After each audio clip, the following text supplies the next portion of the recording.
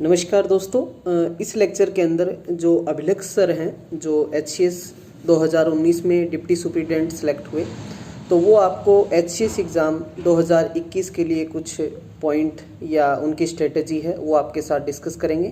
तो बिल्कुल ध्यान से जो है उनकी स्ट्रेटजी को सुनिए और उसको फॉलो कीजिए। नमस्कार दोस्तों, मैं Abhilaksh HCS executive and allied services 2019 के एग्ज़ाम में डिप्टी सुपरिटेंडेंट ऑफ पुलिस के पद पर चयनित हुआ हूं। जैसा कि आप सबको विदित होगा कि 26 फरवरी 2021 को HPSC ने 156 नई वैकेंसीज का प्रकाशन किया है, जिसके प्रीलिम्स के एग्ज़ाम के होने की डेट को जून या जुलाई में होने का बताया जा रहा है। तो उसी के संदर्भ में मैं आपसे अपनी प्रीलिम्स की स्ट्रैटेजी को शेयर करने के लिए हाजिर हुआ हूँ। दोस्तों, प्रीलिम्स HPSC के लिए HPSC का एक बहुत ही इम्पॉर्टेंट कंपोनेंट है। HCS में अब रिसेंटली नोटिफिकेशन के अंदर जो हमारा CSET का एग्ज़ाम है उसको क्वालिफाइंग बना दिया गया है, तो पेपर 1 की वैल्यू काफ़ी ज़्यादा बढ़ गई है। मैं आपसे इस वीडियो में निम्नलिखित बिंदुओं पर चर्चा करूंगा। मैं आपसे अपनी जनरल स्टडीज़ प्रीलिम्स के लिए जनरल स्टडीज़ की बुक लिस्ट शेयर करूंगा। उसके बाद मैं आपसे Haryana specific book list, Haryana current affairs, national international current affairs कहाँ से तैयार करने हैं, कैसे तैयार करने हैं, उसके बारे में शेयर करूंगा। फिर मैं आपसे एग्ज़ाम के दौरान एग्ज़ाम को कैसे अटेम्प्ट करना है उसके बारे में भी थोड़ी चर्चा करूंगा, और फिर हम थोड़ी सी चर्चा CSET के बारे में भी करेंगे। तो दोस्तों, जनरल स्टडीज़ के लिए पहले आप ध्यान रहे कि हमारे हिस्ट्री के लिए अगर हम देखें तो स्पेक्ट्रम की बुक को पढ़ सकते हैं। उसके अंदर काफ़ी अच्छे इलेबोरेटली डिस्कस्ड है। ज्योग्राफी के लिए 11th एंड 12th की NCERTs को फोकस करें। पॉलिटी के लिए लक्ष्मीकांत की बुक, इकोनॉमिक्स की मृणाल की वीडियोस से मैंने स्टडी किया था। इन्वायरमेंट की शंकर IAS की बुक से मैंने स्टडी किया था। दोस्तों, यह तो जनरल बुक्स हैं जो हमें स्टडी करना है, परंतु HCS के प्रिपरेशन के दौरान आप थोड़ा ध्यान रखें कि हमें थोड़ा सा फैक्चुअल एलिमेंट्स की तरफ ज़्यादा ध्यान देना है। उसके लिए आप लूसेंट GK की बुक को भी उठाएं और उसके अंदर से साइंस के एंड एंशिएंट हिस्ट्री के पार्ट को ढंग से फोकस करें। इसके अलावा आपको मैं बता दूं कि हरियाणा स्पेसिफिक की अगर हम अब बात करें तो हरियाणा करंट अफेयर्स के लिए आप बेसिकली द ट्रिब्यून को या दैनिक ट्रिब्यून के हरियाणा वाले कंपोनेंट को जो लास्ट के 6-7 महीने के सफिशिएंट होंगे उसको ढंग से स्टडी करें।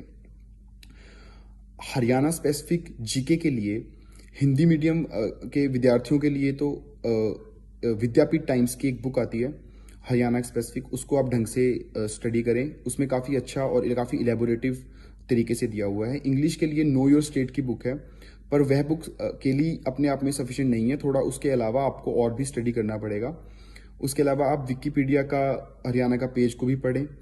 इसके अलावा हरियाणा करंट अफेयर्स के लिए भी और हरियाणा GK के लिए भी एक हरियाणा की मैगजीन आती है जो आप गूगल पर सर्च करेंगे तो आपको मिल जाएगी। उस मैगजीन में से आप स्टडी कर सकते हैं।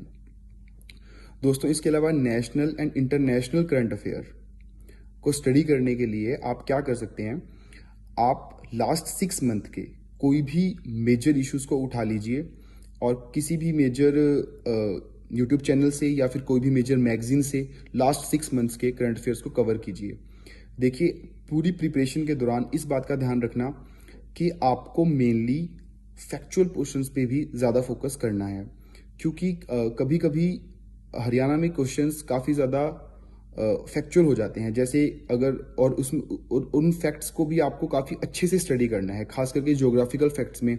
जैसे लेंथ ऑफ रोड पूछ लेंगे तो अगर वो 3789 3788 तो आपको बिल्कुल अच्छे से क्लियर होना चाहिए कि वो कितनी है। तो कुछ ऐसे फैक्ट्स को आपको स्टडी करना है। किस टाइप के फैक्ट्स की बात करनी है,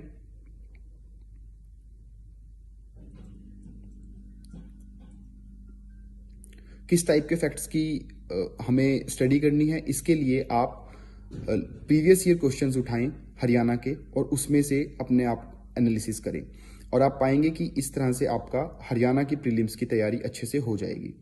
वैसे तो इस बार CSET क्वालिफाइंग हो गया है, परंतु फिर भी CSET को इग्नोर मत करें। CSET के लिए आप कोई भी बेसिक बुक उठा लें और अपने फॉर्मूलाज को अच्छे से स्टडी करें। मेनली सीसेट के लिए यूपीएससी के प्रीवियस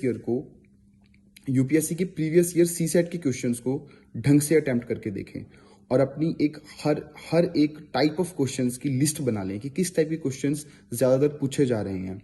उन टाइप ऑफ क्वेश्चंस की लिस्ट बनाकर और उन्हीं टाइप ऑफ क्वेश्चंस को आप अपनी किसी भी एक बुक से, बेसिक बुक से प्रैक्टिस करें, अपनी ट्रिक्स बनाएं और इस तरह से आप सीसेट को इजीली एस कर सकते हैं। आई थिंक सारे क्वेश्चंस कवर हो गए हैं। जीएस के क्वेश्चन, हाँ, अब एक क्वेश्चन रह गया हमारा कि हम एग्जाम के दौरान कैसे अटेम्प्ट करें।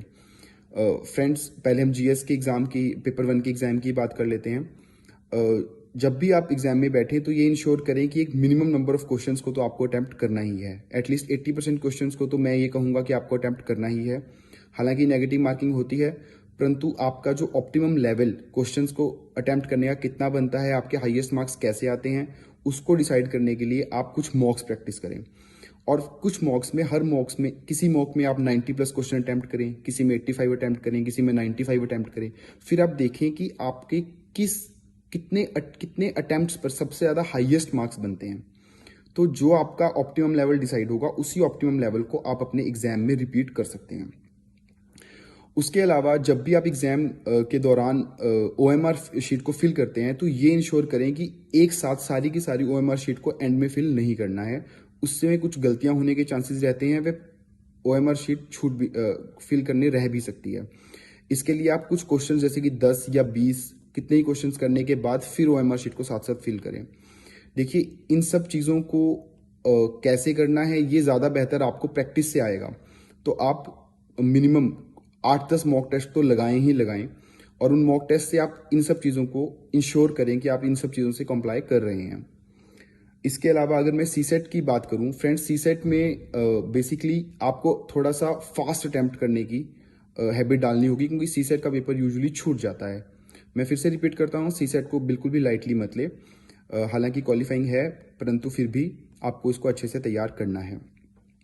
इसके अलावा आई थिंक मैंने प्रीलिम्स के सफिशिएंट पोर्शन को कवर कर लिया है। फिर भी अगर आप लोगों की कोई क्वेरी है तो आप मुझसे किसी सोशल मीडिया हैंडल पर पूछ सकते हैं।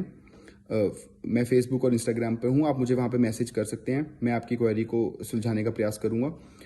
फ्रेंड्स, इसके अलावा मैं यही कहूँगा कि थोड़ा सा अपने कॉन्फिडेंस लेवल को हाई रखें, डीमोटिवेट ना हो। खास करके वह स्टूडेंट्स जिन्होंने अभी एचसीएस की प्रिपरेशन ही स्टार्ट की है और पहले यूपीएससी की या किसी भी और प्रिपरेशन का तजुर्बा नहीं है, उन स्टूडेंट्स के लिए भी इतना कोई ऐसा नहीं है। आप लोगों को ये नहीं सोचना है कि आपका लेवल प्लेइंग फील्ड नहीं है। आप लोग भी बहुत ही आसानी से, चाहे आप हिंदी माध्यम से हैं या फिर आप किसी ग्रामीण पृष्ठभूमि से बिलोंग करते हैं, फिर भी आप इस एग्ज़ाम को बहुत ही इजीली क्रैक कर सकते हैं। अपने ऊपर भरोसा रखें और अपने मोटिवेशन को हाई रखें और ढंग से इस एग्ज़ाम की तैयारी करें। गुड लक फ्रेंड्स, और मैं उम्मीद करता हूँ कि आप सब में से आप सभी इस एग्ज़ाम को, प्रीलिम्स को क्लियर करें और फिर मेंस के लिए अपने अटेम्प्ट को आगे बढ़ाएं। थैंक यू फ्रेंड्स, जय हिंद।